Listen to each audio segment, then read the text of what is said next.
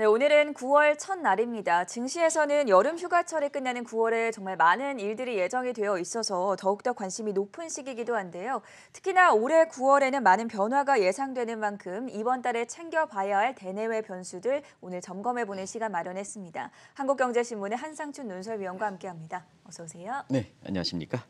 자, 먼저 미국 증시 움직임부터 특이사항 중심으로 정리를 해볼 텐데 8월이 이제 마무리가 됐습니다. 3대 지수가 좀 소폭 하락하면서 마무리됐는데 어떻게 보셨습니까? 네, 일단은 오늘 오랜만에 우리 뒷 배경 장면에 네. 이 동학개미 분들이 이렇게 팔을 활쩍 만세를 엎는 부르고 모습을 있네요.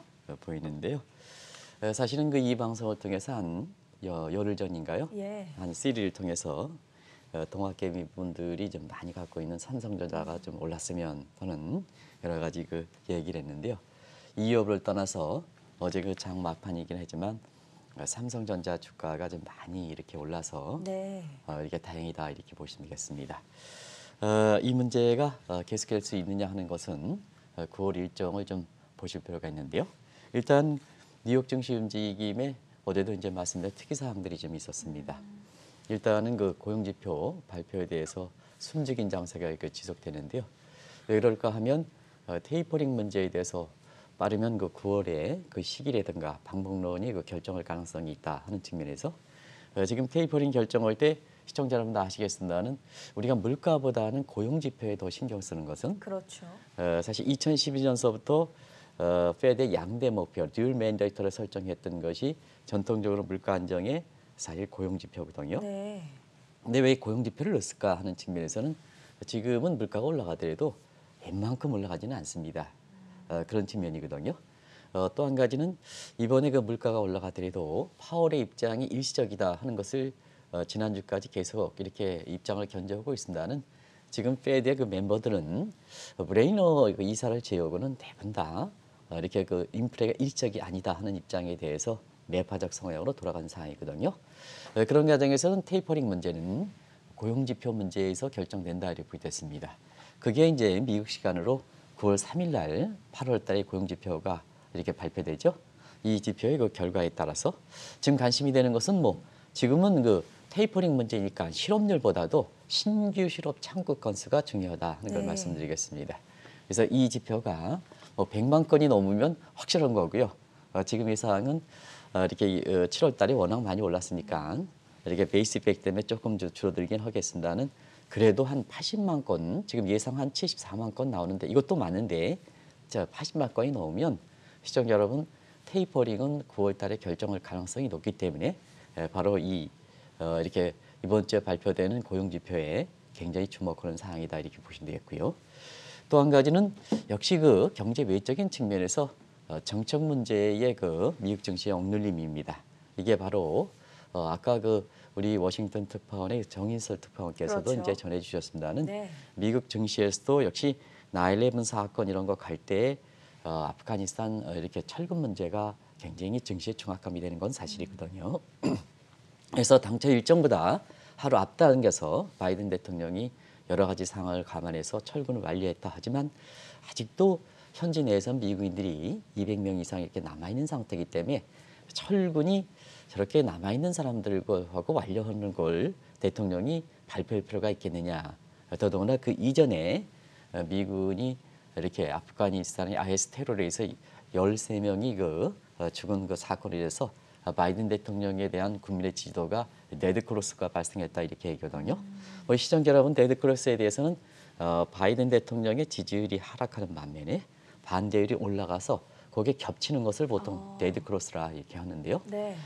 펄리너커 같은 워싱턴의 정치 전문적인 매체로서 바이든 대통령이 국민의 화합과 통합을 위해서 캐치프레이스를 건 상태에서 지금 출범한 지 6개월이 채 넘고 있죠. 그렇죠. 이렇게 이런 상태에서 또 새로운 회계연도가 다음 달 1일부터 오늘 9월이니까 10월 1일부터 시작한 다음 달 1일부터 새로운 회계연도를 맞고 어떻게 보면 캘런더 이어가 아니라 우리가 책력이 아니라 피스컬 이어 재정연도로 미국의 재정연도로 보면 바이든 대통령이 10월 1일부터 첫 회계연도를 맞는 거거든요.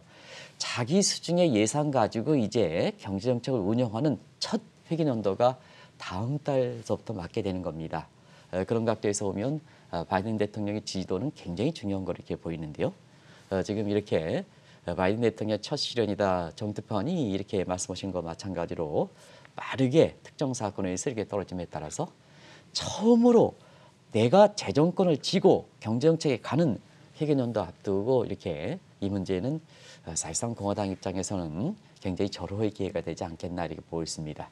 그런 과정에서 첫 회계연도에 예산과 함께 이렇게 추진해야 되는 것이 물적 인프라, 공화당의 반대가 있어야 되겠죠. 반대가 있겠죠. 그리고 7월 30일도 끝나는 이런 문제 관련해서 연방고체 유예 한도의 그 연장이 지금 안 된 상태거든요. 이래서 지금 미국이 비상시입니다. 지금 적자 국채 신규 발행을 못하고 있고 비상 축적된 자금으로 했는데 2개월 정도면 다 이렇게 소진된다 이렇게 나오지 않습니까? 네. 그러면 그때부터는 공무원 수를 줄여야 됩니다. 기관들 닫아야 됩니다. 행정 서비스 못 받습니다. 이렇게 2011년 9월 달에 발생했던 사건과 비슷한 사건이 발생할 가능성이 높거든요.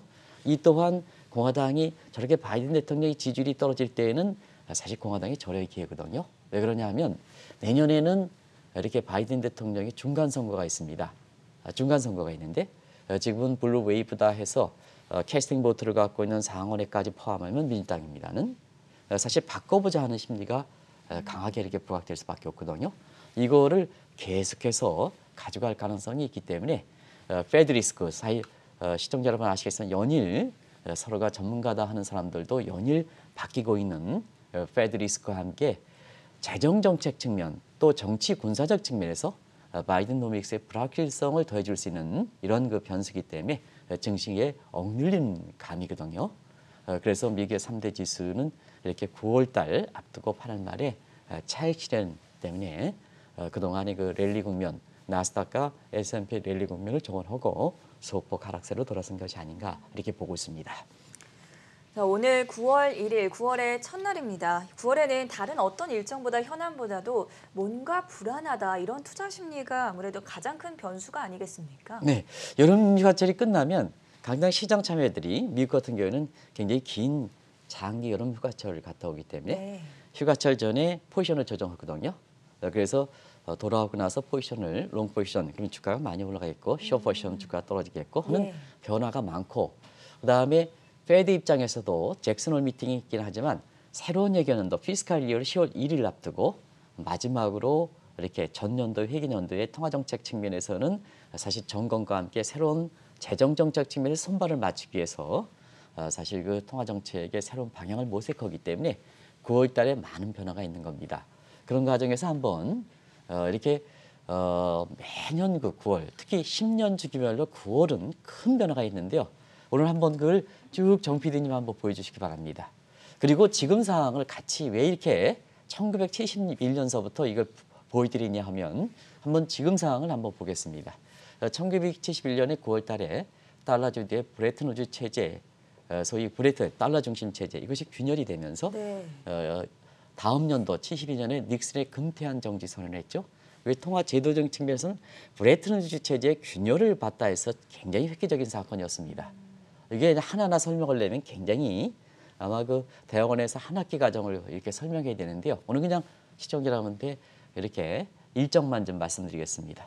그리고 10년이 지났습니다. 시청자 여러분 아시겠습니다는 1981년 9월 제2차 얼시억 이후에 경제 측면에서는 경제 성장률 둔화에 유가가 많이 올라 스태그플레이션이 됐습니다. 이때 페드 의장이 어떤 쪽으로 설정할 것인가 하는 측면에서 폴 볼커가 인플레를 차단시켜야 된다 해서 강력한 금리 인상, 지금 금리 인상 얘기 나오죠. 테이퍼링 얘기, 스태그플레이션 국면이 됐습니다. 그리고 폴 볼커는 한국경제TV에서도 이렇게 아마 과거에 그 송재주 사장 계실 때 이분을 아주 초청해서 네. 이 폴 볼커의 상징 의미가 국내에 금융시장에 미치는 영향이 크기 때문에 굉장히 그때도 아마 화제가 돼서 한국경제TV의 글로벌 금융 컨퍼런스가 정착되는데 아주 큰 힘이 됐던 이런 분입니다. 네. 그리고 1910년이 지났습니다. 1991년 9월 오늘 조지 소로스 얘기 나오죠. 중국의 공유 경제에 대해서 공교롭게도 나오는데요. 소로스가 주도했던 유럽 통화 ERM, 유럽 리얼라이먼트 메커니즘에서 ERM 위기, 파운드의 위기가 됐던 시대입니다. 이게 1990년대에 1994년 중남미 외채 위기, 1996년 태국의 바트화 위기, 97년 외환 위기, 그다음에 98년 러시아 모라토리엄 사건까지 갔던 때입니다. 이게 시발점이었습니다. 그리고 또 10년이 지났습니다. 2001년 9월 달에 9/11 테러 사건 있죠. 그래서 1990년대 소위 빌 클린턴 시대 뉴 이코노미 벤처 IT 이거의 버블이 붕괴되는 계기가 됐습니다. 그리고 또 10년이 지났습니다. 2011년 9월 달에 미국의 국가신용등급 이렇게 강등이 됐죠. 네. 연방부채 한도가 꽉 차기 때문에 지금과 비슷하죠. 그다음에 유럽의 재정위기 9월 달에 총선이 있습니다. 독일 총선이 있습니다. 이런 각도에서 사실상 그 10년간의 이렇게 모습을 쭉 빚어들었습니다는 9월을 맞으면서 이런 문제가 최근에 한번 상황을 보겠습니다. 일단 이달에 미국에서 디지털 달러화가 도입될 가능성이 높습니다. 그러다 보니까 통화체제 1971년과 같은 통화체제의 대변화가 있을지 모르겠다 하는 입장이죠. 나중에 이제 9월달 경제 전망을 미국의 경제 전망을 이렇게 말씀드리겠습니다는 성장률은 둔화될 거로 이렇게 보고 있습니다. 근데 물가는 올라갈 거로 봅니다. 그래서 미니 스태그플레이션 이게 1990년대와 대단히 비슷하죠. 그리고 IS 테러 2001년과 비슷하죠. 추가 테러에서 미국의 중단일 문제. 그 다음에 여기서 빼고 있습니다는 이렇게 자막에 이렇게 성격상 2011년에 미국의 국가신용등급 하락 문제는 이번에 7월 말에 연방부채 유예 시한이 지금 연장되지 않았기 때문에 벌써부터 미국의 신용등급이 공화당의 반대로 이게 연장되지 않을 때는 신용등급 하락되지 못하냐 하는 우려가 나오는 네. 이런 상황이지 않습니까? 그리고 유럽의 그 재정위기 문제도 지금 메르켈 총리는 어쩌다나 9월 26일 총선에서 떠나갑니다. 그렇죠. 떠나갑니다. 그러다 보니까 유럽 전체에서 이렇게 보면 유럽의 재정 문제라든가 이런 게 해결된 상황은 아니거든요. 독일의 맹주 역할을 했던 상황이거든요. 이 메르켈 총리가 그동안 맹주 역할을 했는데 이게 풀려질 때는 이게 퇴임하실 때는 사실 그 유럽이 전체적으로 어떻게 될 것이냐 하는 이 측면이거든요. 그래서 지금의 이렇게 상황이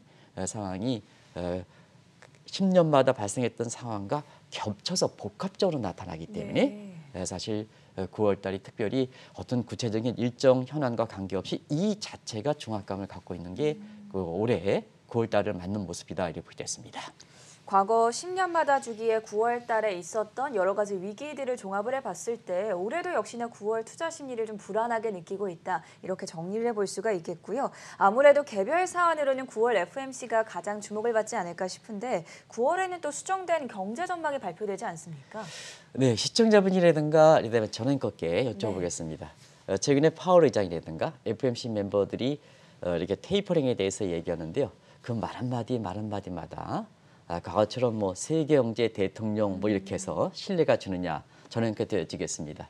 최근에 그 페드 인사들 파월 의장이 이렇게 테이퍼링에 대해서 얘기한 것을 액면 그대로 믿습니까? 안 믿습니까?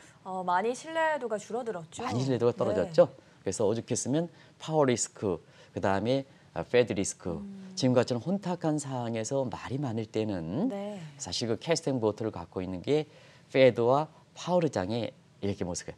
그래서 이 불안한 테이퍼링과 같은 오락가락 전 세계적으로 관심 있는 사항들을 좀 정리를 해줘야 되는데요. 오히려 이런 사람들이 증폭한다고 해서 네. 페드 리스크, 파월 리스크까지 나오지 않습니까? 그런 과정에서 이렇게 보면은 자 사람을 믿지 못하겠다면 객관적 지표 가지고 얘기할 수 있는 거죠. 그게 하나의 근거가 되는 거죠. 네. 특히 미국 사회에서는 특히 그렇습니다. 그런 과정에서 이번에 페드의 회의 결과는 테이퍼링 문제 시기라든가 방법보다는 분기마다 이렇게 그 발표는 객관적 지표에 해당되는 페드의 경제 전망이 더 관심이 된다 하는 것을 시청자들에게 말씀드리겠습니다. 그런 과정에서 자 페드와 통화정책과 관련된 경제 전망이니까 일단은 성장률이 크게 문제가 되겠죠. 그래서 성장률 전망을 올해 한번 보겠습니다. 올해의 성장률은 작년 12월 달에 3.2%를 전망했습니다. 분기 전망이니까 3월이 되겠죠. 네. 6.5% 대폭 올렸습니다. 그다음에 2월 달에는 7%로 올렸습니다. 근데 이번에 사실 그 이렇게 9월 달에 수정 전망에서 올해 성장률을 저 7%보다 더 높게 하느냐, 낮게 하느냐 하는데 일단은 낮게 할 가능성이 높습니다. 왜냐하면 7월, 8월, 9월 아직 끝나지 않았습니다는 9월 달에 지금까지 발표했던 부가가치 어대시 성장률은 에디드 밸류니까 지금까지 단기 부가가치와 관련된 부분이 7월 달, 8월 달은 확실히 죽었습니다. 그리고 6월 달에 페드의 전망치가 수정 전망했던 것은 6월 초반까지니까 6월의 초반 이후에 부가가치와 관련된 단기 원리별 지표는 확실히 죽었습니다. 그러다 보니까 골드만삭스라든가 이런 데서는 올해 성장률이 6.6%까지 보다가 6%로 이미 낮춘 상황이거든요. 그래서 일단은 시청자 여러분 성장률은 낮아진다. 처음으로 하향 수정된다. 네. 이런 것이 포인트가 되는데요. 아무래도 페드의 양대 목표는 고용지표와 물가지표입니다. 자, 그러면 물가지표는 올라갈 거로 봅니다. 왜 그러냐면 5월 이후서부터 물가가 5%, 6.4%, 5.4% 굉장히 많이 됐죠. 네. 아직 8월 물가지표는 이제 사실 요보다 5.4%에서 요보다 더 높아질 거로 봅니다. 왜냐하면 PPI가 더 높아졌기 때문에. 그래서 일단은 자 6월에 수정된 상향 조정의 발표는 6월 달 물가지표, 7월 달 물가지표, 8월 달 물가지표를 지금 나온 결과를 보면 대체로 0.3%포인트 이상의 상향 조정 여건이 있습니다. 이건 테이퍼링을 더 앞당겨야 되는 이런 소지가 되죠. 실업률 보겠습니다. 실업률은 5.9에서 5.4%거든요. 그러면 시청자 여러분 이렇게 한번 판단해 보시죠. 자, 물가와 실업률, 고용적인 측면에서는 테이퍼링을 추진해야 됩니다. 근데 성장률이 떨어지는 것은 테이퍼링을 추진하지 말아야 됩니다. 그러다 보니까 많은 사람들이 9월 달 페드 회의에서 테이퍼링이 결정되지 않겠느냐 하는 이 시각과 관련해서는 경우에 따라서는 지금 FOMC 멤버들 간의 설렁설레하는 것을 조정할 수 있는 객관적 재료에 해당되는 페드의 9월 달 경제 전망에서는 테이퍼링에 대해서 쉽게 예단할 수 있는 이런 상황은 아니기 때문에 오늘 그 증시 모습도 차익 실현을 일단 하고 보자. 네. 물론 단기적으로 보면 9월 고용지표 지금 굉장히 좋게 나올 거로 예상되기 때문에 차익 실현하는 측면도 있습니다는 사실 테이퍼링의 불확실성이 앞서 말씀같이 바이든 대통령이 지지율이 떨어져서 여러 가지 연방부채 유예 제한하는 게 연장되지 못할 가능성. 그다음에 물적 인프라 이 부분도 쉽게 통과하지 못할 가능성. 이런 거와 함께 정책 리스크가 겹치면서 테이퍼링이 결정이 페드의 전망치가 나오는 예상치로 본다면 사실 쉽지 않지 않을까 생각합니다. 그래서 시청자 여러분 이번에 테이퍼링 문제는 페드의 경제 전망의 성장률은 낮춰진다. 근데 물가는 올라간다. 실업률도 낮춰진다. 하는 이 측면에서 한번 페드의 그 경제 전망을 바라보실 필요가 있다는 걸 말씀드리겠습니다. 최악의 상황이 나올 가능성도 배제할 수가 없는 지금 경제 전망과 함께 또 점도표가 발표가 되는데 여기에 대해서도 관심이 상당히 많은 것 같아요. 네, 페드는 일종의 사전금리 예고제거든요. 나중에 네. 사전금리 예고제는 말씀드리겠습니다는 금리 변경에 따라서 테이퍼링 이런 것에 대해서 얼만큼 불확실합니까? 그러면 이거를 FOMC 멤버들만 맡겨서는 안 된다는 얘기거든요. 네. 시장에 친화적이 되죠. 친화적. 그래서 사실상 뭐 3개월 후 나중에 말씀드리겠으면 3개월 후 내지는 옵티멀 컨트롤 룰에서 앞으로 금리 인상은 어떻게 가져가겠다 하는 것이 옵티멀 컨트롤 최적 천재 정책이고 그것을 FOMC 멤버들 간에 의향을 해서 나타난 것이 dot plot 점도표다 이렇게 됐습니다. 네. 그런 과정에서 이번에 분기 전망과 함께 매월 매 1년에 이렇게 8번에 걸쳐서 페드 회의가 합니다는 매번 페드 회의 때 점도표가 발표되는 것은 아니라는 것을 시청자 여러분이 잘 아실 거로 이렇게 봅니다. 객관적 지표에 해당되는 경제 전망치가 나오면 바로 닷플로트가 같이 이렇게 나오게 되거든요. 그래서 1년에 3월, 6월, 9월, 그다음에 1월 달 이렇게 해서 12월 달 내지는 1월 달 이렇게 해서 나와서 4번 정도 나온다 이렇게 보이겠습니다. 그런 과정에서 이번에 그렇게 직전에 6월에 닷플로트 내용을 한번 좀 이렇게 우리 정 PD가 이렇게 자주 이렇게 그 표로 그래프를 그려줬습니다는 2022년에 인상, 내년에 인상이 7월 7명 이렇게 나오고 있죠. 그래서 이 수치는 3월보다도 굉장히 많이 올라간 수치입니다. 그리고 우리가 얘기하는 이런 분들이 생각하는 피보 레이트, 중심 금리는 얼마큼일까 하는 측면에서는 종전에는 0.1% 정도입니다. 그러면 이 0.1%는 뭐냐 하면 시청자 여러분 아시겠습니다는 이것이 이제 0에서 0.25%라면 네. 하단으로 운영했다는 얘기입니다. 하단으로. 그만큼 이렇게 제로금리 폐기입니다는 그만큼 금융 완화의 의지가 더 강하게 운영했다는 얘기입니다. 이걸 가지고 왔다 갔다 하는데요. 예. 그래서 0에서 0.2% 같은 제로금리입니다는 요 중심선을 0.1%였다는 것은 밑에를 운영해서 그렇죠. 금융 완화액이 더 많다는 얘기고 0.25%는 같은 제로금리 때지만 사실 그거 가지고 이렇게 테이퍼링이라든가 긴축 기조로 갈 수 있냐 하는 측면의 정책 변화를 읽을 수 있는 모습이거든요. 그런 과정에서 이렇게 보면은 피보 레이트에 해당되는 것이 저기 2020년대 피보 레이트 어떠냐 0.1에서 0.6%까지 이렇게 올라간 상태입니다. 그러다 보니까 자 0.6에서 0.1%를 빼면 0.5% 포인트가 되는 거죠. 그러면 뭐냐? 시청자 여러분, 미국에서는 한 단계 금리가 뭡니까? 노멀 스텝이죠. 우리가 빅 스텝으로 가는 게 있고 이건 뭐 두 단계, 세 단계 오르는 거죠. 베이비 스텝, 숏 스텝을 가는 것은 이게 아장아장 0.25%더 잘게 짜져가는 거죠. 그래서 금리 인상 결심은 많은 사람들이 0.25%포인트 간다 하는 이론적으로 이렇게 하는데요. 그렇지는 않습니다. 경제 상황에 따라서 빅 스텝으로 한꺼번에 코로나 직후처럼 한꺼번에 왕창 내리려는 거 있고 이게 빅 스텝입니다. 그리고 금리가 저금리 상태에 있어서 보면 운영 변동폭에 시장에 시그널만 주는 식으로 해서 0.1%포인트도 조정할 수 있습니다. 베이비 스텝으로 조정할 수 있습니다. 그러면 이제 일반적으로 추정하는 노멀 스텝으로 간다 이렇게 본다면 두 단계가 되는 거죠. 그래서 뭐냐? 두 단계 인상 가능성이 얘기해놨던 겁니다. 그런 과정에서 지금 테이퍼링에 대해서 많은 사람들이 얘기했지만 그걸 종합적으로 페드에 종합적으로 하면 점도표의 쾌적이 중요한 거고 2022년에 금리 인상을 예상하는 사람들이 그 중심선이 어떻게 되느냐. 피볼의 중심선이 어디냐. 그런 과정에서는 6월 달에 나왔던 0.6%보다 올라갈 것이냐 낮아갈 것이냐. 올라간다면 테이퍼링이 전 단계에서는 테이퍼링을 추진해야 되겠죠. 이런 식으로 해서 사실 달프로트의 내용을 더 관심 있게 지켜볼 필요가 있다 이렇게 보게 됐습니다. 그래서 9월 달 회의는 테이퍼링이 중요한 게 아니라 객관적 어차피 테이퍼링도 파월과 FOMC 멤버들 간에 설왕설래하니까 네. 시청자의 판단이 중요합니다. 그런 과정에서 객관적 지표에 해당되는 경제 전망에서 물가 상승률이 올라갈 것인지 요게 이제 이렇게 보시고요. 그다음에 나트프로트 상에서 2022년에 금리 인상을 예상하는 사람들의 수가 지금 7명인데 이보다는 올라갈 것이냐 그러면 테이퍼링 추진한다. 이렇게 판단하시면 되지 않냐 생각합니다. 이게 사실은 9월 달에 회의 결과에서 회의 결과보다도 이 내용이 더 중요하다는 걸 꼭 좀 말씀드리겠습니다.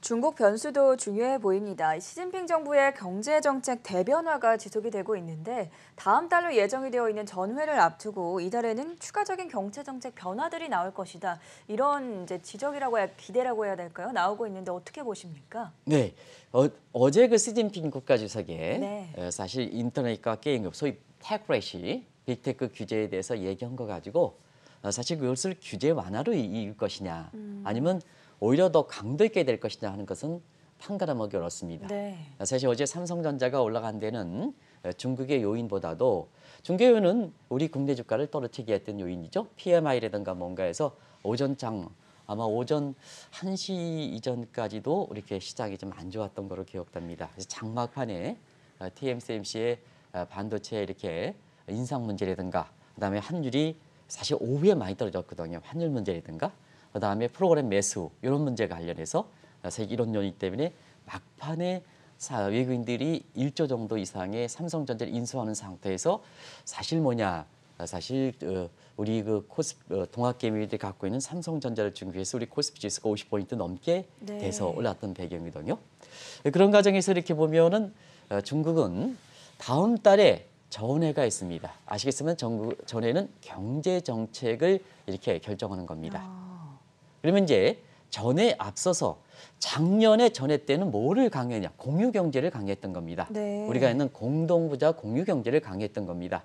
그 관련해서 올해 들어서 계속해서 양에 대해서 이것이 확정하고 그 통해서 4월 달에 가상금지 금지 그다음에 사교육 금지 테크레시 관련된 문제에서 계속해서 규제 그다음에 부동산의 방풍 허가제 전면제 도입 이렇게 이제 했던 문제죠. 그런 과정에서 지금까지 이렇게 이 문제 추진에 대해서 반시진핑 계층을 중심해서 반발이 굉장히 많은 상태거든요. 네. 그러면 그것을 주도해서 장기 집권, 그다음에 샤오강의 야망을 축적하지 못한 마지막 통수권자로서 그 반대 세력을 할 때는 지난 1년 동안 추진하는 모습에 대해서 긍정적으로 얘기해야 되겠죠, 시청자 여러분. 그래서 지금까지 추진해 왔는데 잘 되고 있다. 그러면 잘 되면 풀어줄 것이냐? 아니면 뭐냐? 더 강하게 할 것이냐? 시청자는 판단에 맡기겠습니다. 그런데 지금의 시진핑의 정책 야망을 강조로 볼 때는 효과가 있었기 때문에 더더구나 반시진핑 세력을 잡기 위한 소직의 탄로라든가 이런 걸 잡기 위하니까 더 강도 있게 조이겠다는 얘기거든요. 네. 그래서 조지 소로스가 오늘 그 중국의 공유 경제에 대해서 공유 경제는 시진핑의 장기 집권을 하기 위한 기업을 악용 수단으로 하지 마라 하는 입장으로 공식적으로 발표했던 내용이거든요. 이 국제사회에서 헤지펀드라든가 뭔가에서 굉장히 큰 반영 효과가 될 겁니다. 그 중개 규제. 그런 측면에서 우리가 인과관계를 정확하게 보실 필요가 있다는 것을 말씀드리겠는데요. 지금 다음 달 전에 앞두고 공유경제에 대해서 작년에 제시했으니까 이번에 어쨌거나 입장을 얘기해 줘야 되거든요. 그런 각도에서 지금 측면에서 보면 공유경제에 시진핑이 그 얘기를 반대세로 잡기 위해서 했으니까 굉장히 긍정적으로 많이 얘기하지 않겠느냐. 네. 그래서 그런 것을 사실 9월 달에 정리할 거로 이렇게 보고 있습니다. 그 내용들의 관심이 빅테크에 대한 규제 강화, 그다음에 공동 부자의 개념에 대해서 사실 있는 사람들을 때리기, 그리고 밑에 사람들을 지원해주기, 이런 과정의 구체적인 내용이 어떻게 나올 것인가. 이번에 공유경제 공동부자에서 2차적인 아주 세부 실천 방안이 나오지 않겠느냐. 이런 것이 중국 전에 올리면서 이것이 12월 달에 공작대에서 결정하면서 내년 3월 달에 양에 대해서 결정하는 거거든요. 정치업, 그다음에 전국 인민위 대표를 통해서 이것을 결정하는 거거든요. 이런 과정에서 이번 달에 중국 경제 관련해서도 굉장히 주목되다. 이미 공유경제 때문에 중국의 PMI라든가 경제 성장 좀 자꾸 떨어지고 네. 있습니다. 이런 것을 좀 한국이 중국에 많이 의존하는 입장을 볼 때는 주목하실 필요가 있다는 걸 말씀드리겠습니다.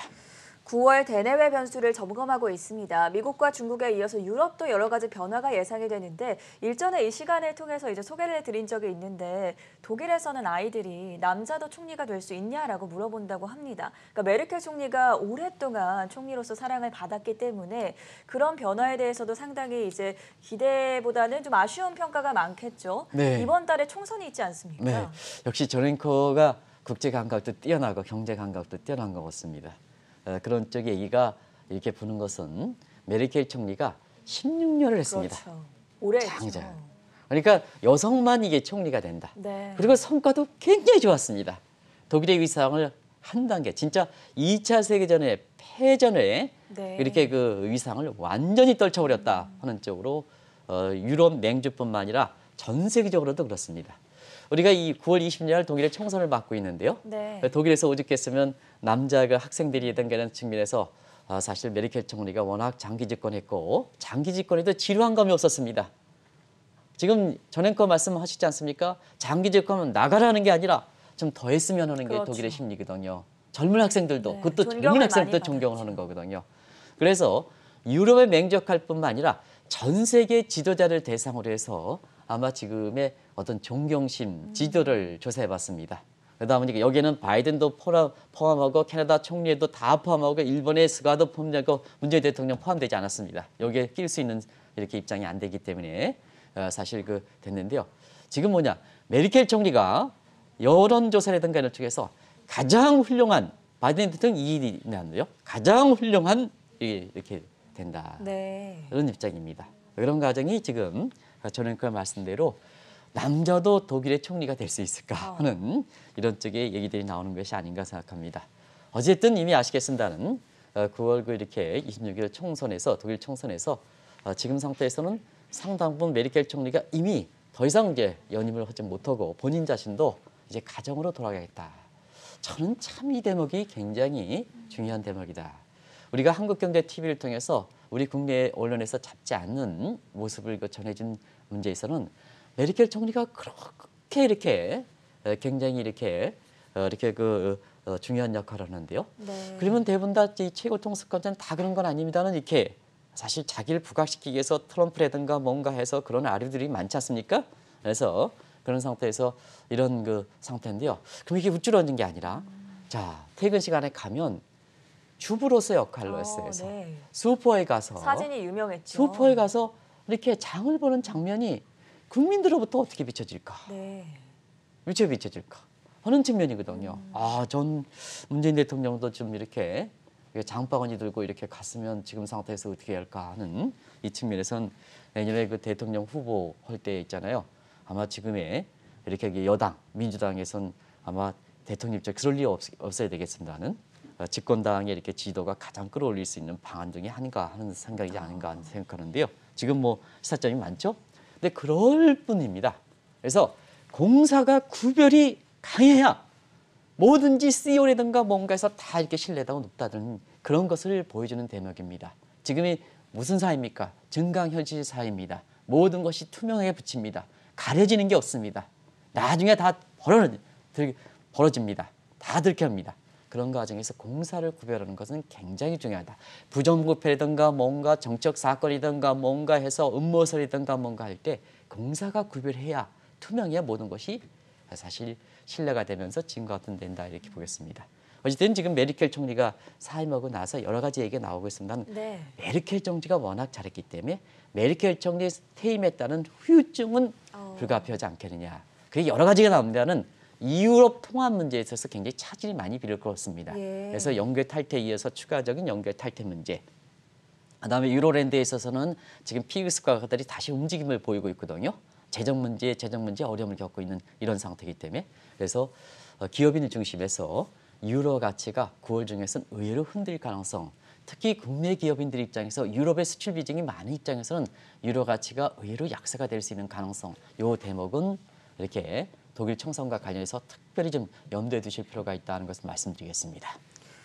도쿄 올림픽이 끝난 이후에 상황이 더 악화되고 있는 일본의 경우에도 스가 총리가 좀 불안정한 시기를 맞이하고 있는데 여기에 대해서는 어떻게 보십니까? 일본 얘기 많이 하면 시청자 여러분이 싫어하시는 것 같아요. 여러 가지 한국에 대해서 수출 통제라든가 뭔가 해서 지금 네. 하는데요.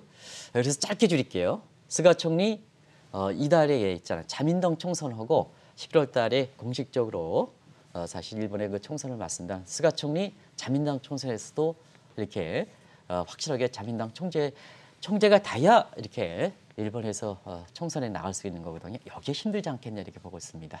그 내용은 일전에 한번 말씀드린 적이 있습니다. 그래서 스가가 자민당 총재로서 이렇게 부각되지 못할 때는 아베 에이전스 역할, 대리인 역할이 스가 역할이거든요. 작년 8월 말에 아베가 종료된 이후에.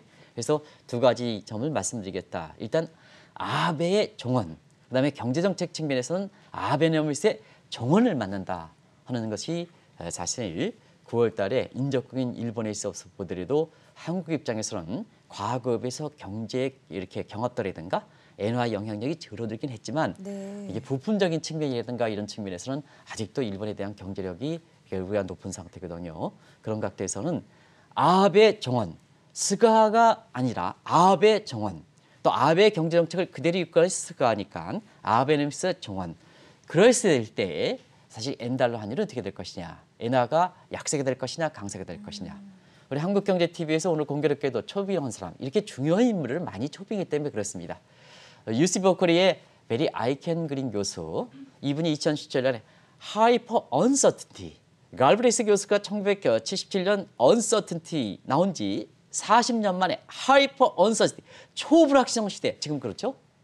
이 얘기를 한국에 설포하신 게 한국경제TV의 글로벌 금융 컨퍼런스를 통해서 나왔던 얘기입니다. 네. 이분이 얘기했던 것이 일본은 아베노미스가 정원이 될 때는 결국은 경제 여건이 안 좋아질 때는 엔화가 거꾸로 강세가 된다. 그래서 카스 죽은 시체다. 전치사 어브 빌러가 아니라 언더 깔려 죽는다. The safe haven. 그래서 경제가 어려울수록 엔화가 강세돼서 일본이 수출이 안 좋으면 경제가 더 어렵지지 않겠느냐 하는 이 측면이 9월 달에 스가의 모습에 이어서 이렇게 일본 경제를 보실 필요가 있고 엔화분은 유로와 달리 강세가 될 수 있는 소지가 있다는 네. 것을 말씀드리겠습니다.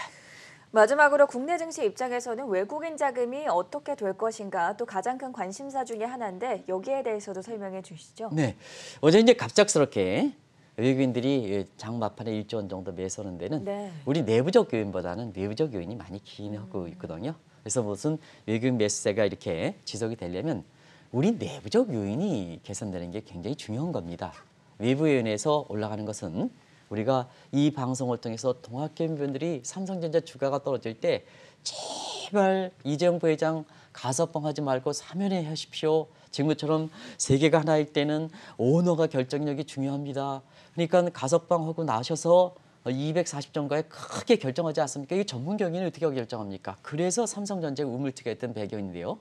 개인적으로는 여전히 이렇게 사면에 해당되는 지금 가석방 결정했으니까 사면에 해당되는 이렇게 경영활동의 자유로움을 좀 이렇게 부여해 주십사 하는 것을 문재인 정부에 좀 부탁 좀 드리겠습니다. 우리 내부 요인이 개선돼야 삼성전자의 그 외국인 매수가 지속될 수 있는 소지거든요. 근데 지금 9월 달에는 이렇게 대선 후보와 관련해서 본격적으로 경선 일정이 이렇게 되는 거죠.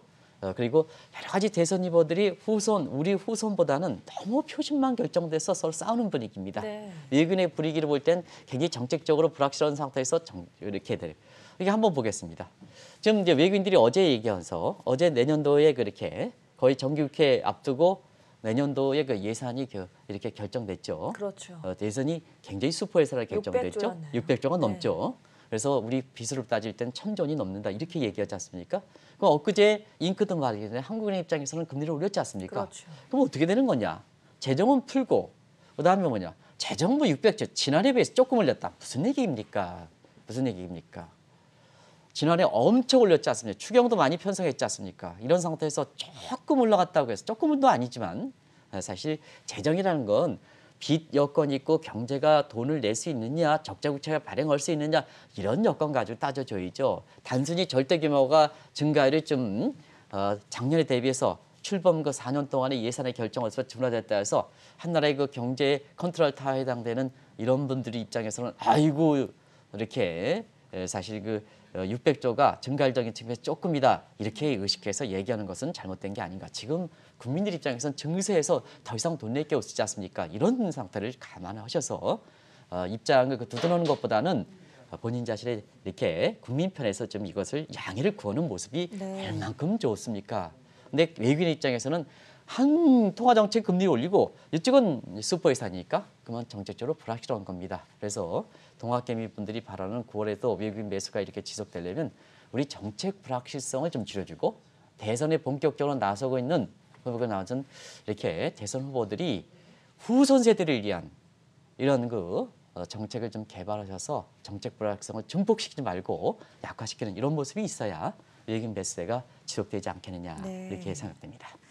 오늘은 9월의 첫날을 맞아서 증시에 영향을 줄 만한 대내외 변수들 자세하게 짚어봤고요. 지금까지 한국경제신문의 한상춘 논설위원이었습니다. 고맙습니다. 네, 고맙습니다.